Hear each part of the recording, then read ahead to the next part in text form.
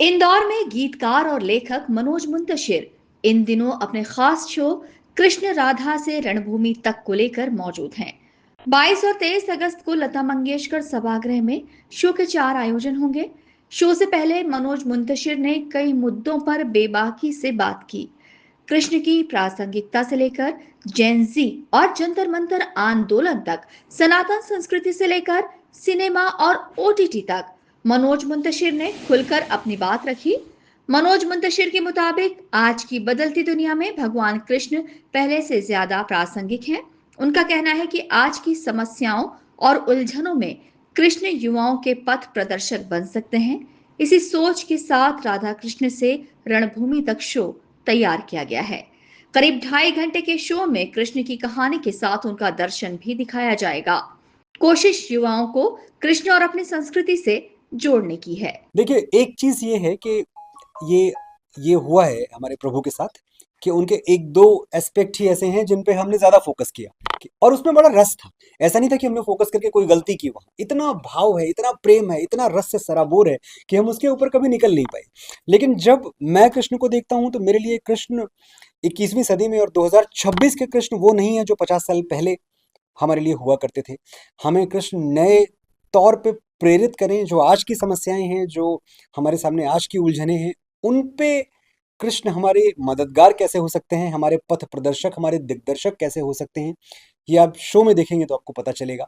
एक बात मैं कह सकता हूँ कि क्योंकि जब हम कुछ बनाते हैं, फिल्में बनाते हैं, मैं तो तकरीबन 115 फिल्मों के गीत लिख चुका हूँ।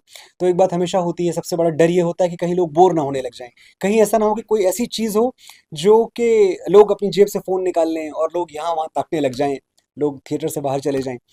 तो हमने इसका पूरा ध्यान रखा कि जो हमारी प्रबुद्ध जनता जानती है और 100 बार पढ़ चुकी है, सुन चुकी है, देख चुकी है, हम वैसा कुछ ना दिखाएं।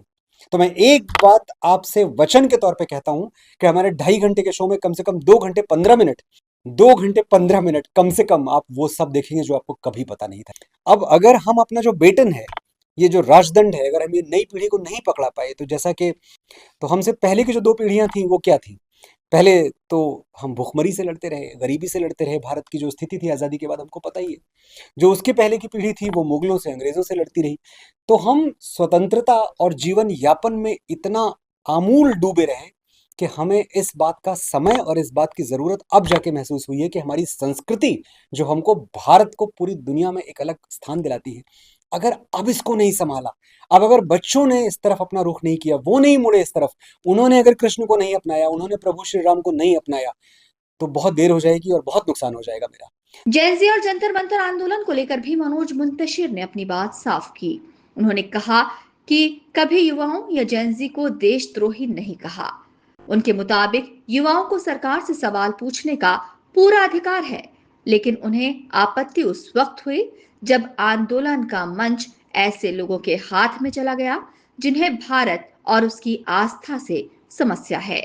मुंतशिर ने कहा कि उनका सवाल आंदोलन से नहीं, बल्कि आंदोलन के मंच के गलत इस्तेमाल से था।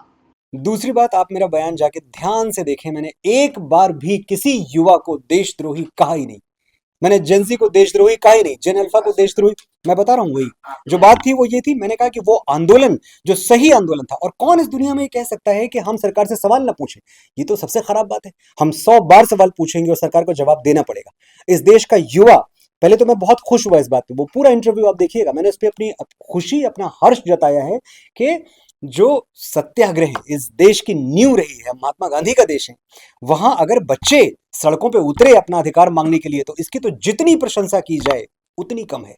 गलती कहां हो गई कि ये जो कुछ पैरासाइट्स हैं, ये जो कुछ भेड़िए हैं जो भटकते रहते हैं कि कहां इनको मौका मिले और कहां ये हमारा आंदोलन हाईजैक कर ले, इन्होंने आंदोलन हाईजैक कर लिया।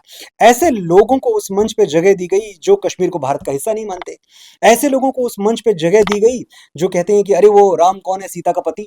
इस तरह से हमारे प्रभु के बारे में बात करते हैं। जब ऐसे जाहिल और ऐसे भारत से भ्रष्ट लोग उस मंच पे आए तो मुझे तकलीफ हुई। और मैंने, दिमागी नक्सल तो शुरू से रहा है, दिमागी नक्सल कोई नई चीज नहीं है। कुछ लोग हमेशा से ऐसे रहे हैं जो खाते कहीं और का है, गाते कहीं और का है। वंदे मातरम से प्रॉब्लम है, हर चीज से प्रॉब्लम है, तो अब क्या है, उस पर इशारा क्या है? मैं तो साफ साफ कह रहा हूँ। कृष्ण के दर्शन से लेकर आज तक के युवाओं की सोच तक मनोज मुंतशिर ने हर मुद्दे पर अपनी बेबाक राय रखी।